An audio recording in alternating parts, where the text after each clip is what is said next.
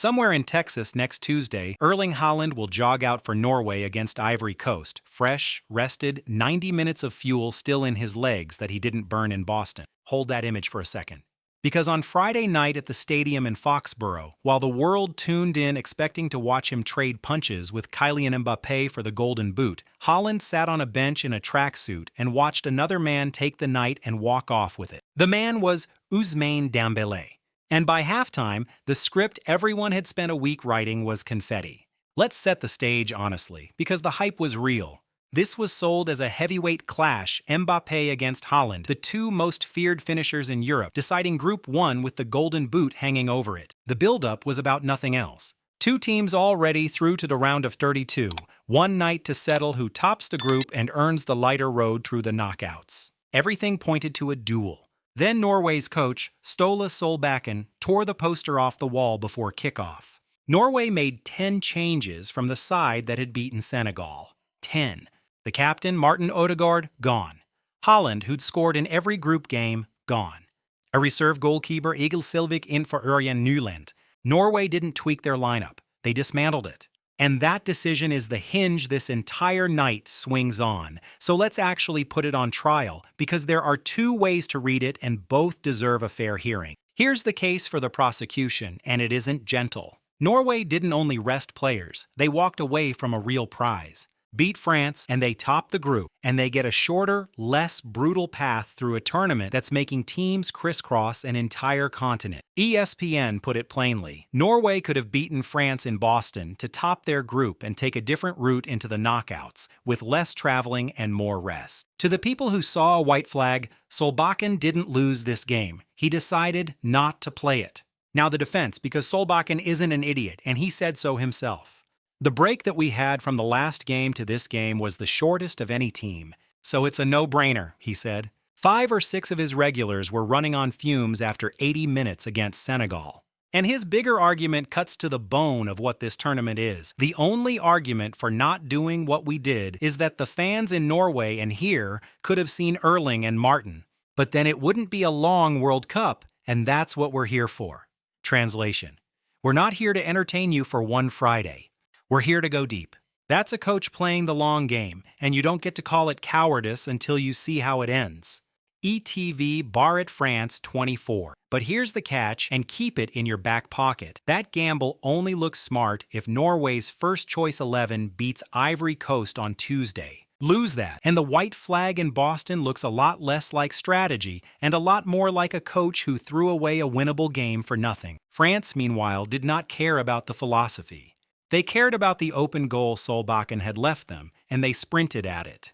21 seconds in, Mbappé tore down the right and cracked a shot off the crossbar before half the stadium had sat down. The warning. 6 minutes later, it stopped being a warning, and it came from the man nobody had circled. Mbappé swept a crossfield pass to Dembélé, who cut inside his marker, then outside him, and blasted a right-footer across Selvik. 7th minute. 1. On the 20th, Mbappé fed him again. Dembélé found a yard of space and bent a dipping low shot into the far corner. 2. And then Norway, to their credit, refused to lie down. Thilo Ødegaard struck back just 14 seconds after the restart. For one breath, it was a contest again. The breath lasted 9 minutes. On the 32nd, Dembélé slipped between 3 defenders at the top of the box and drilled a low shot into the same bottom corner.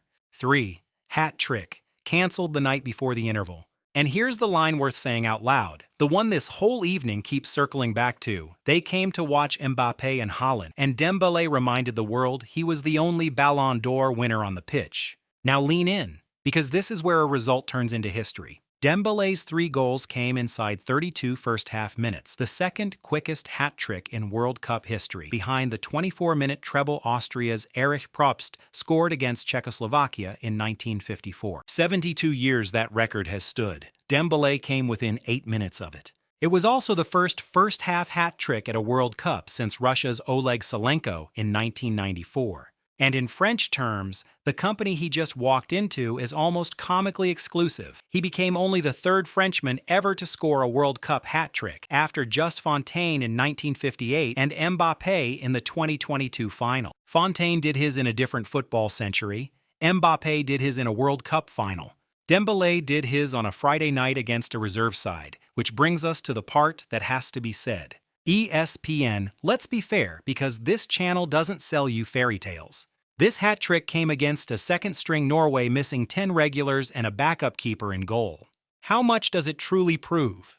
A skeptic will shrug and say, a Ballon d'Or winner punishing a weakened team is just a favorite doing exactly what favorites are supposed to do. And they'd have a point. France have now scored 3 or more in all 3 group games, but they have not yet faced a genuine heavyweight.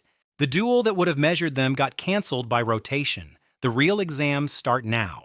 So treat the warning for what it is, loud but unproven. And yet, even discounting the opposition, one thing is no longer arguable. France's depth is frightening. Mbappé and Dembélé have 4 goals each, 8 of France's 10 at this tournament between them.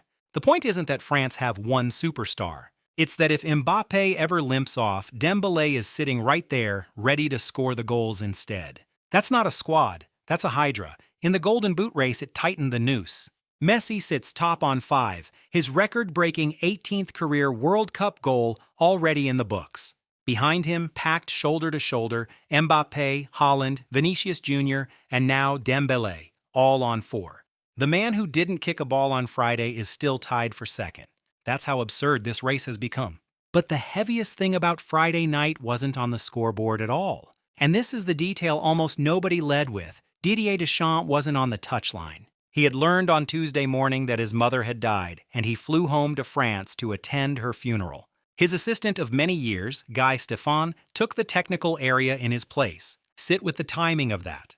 This is Deschamps' final tournament. He announced before the World Cup that 2026 would be his last in charge, the closing chapter of 14 years.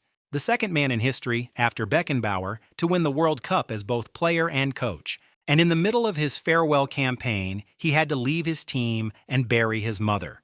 The players had promised before kickoff to win it for him. Then they went out, in their manager's absence, in his grief, and produced the most emphatic performance of their entire tournament. A first-half hat trick, a 4-goal demolition, a statement, delivered while the man who built this team stood at a graveside an ocean away. Stéphane applauding Dembélé off in the 65th minute, doing the job his friend couldn't be there to do. Yahoo Sports, that's the image to hold on to. Not the milestones, not the Golden Boot maths. A second-choice keeper picking the ball out of his net 3 times, a bench full of rested Norwegian superstars, and a French side scoring for a coach who wasn't there to see it. Football gives you these collisions of the enormous and the human, and then just keeps moving to the next fixture. Deschamps returns this weekend to start preparing for the round of 32. Norway take their rested stars to Texas and find out on Tuesday whether the gamble was genius or folly. France top the group and wait. The warning has been fired.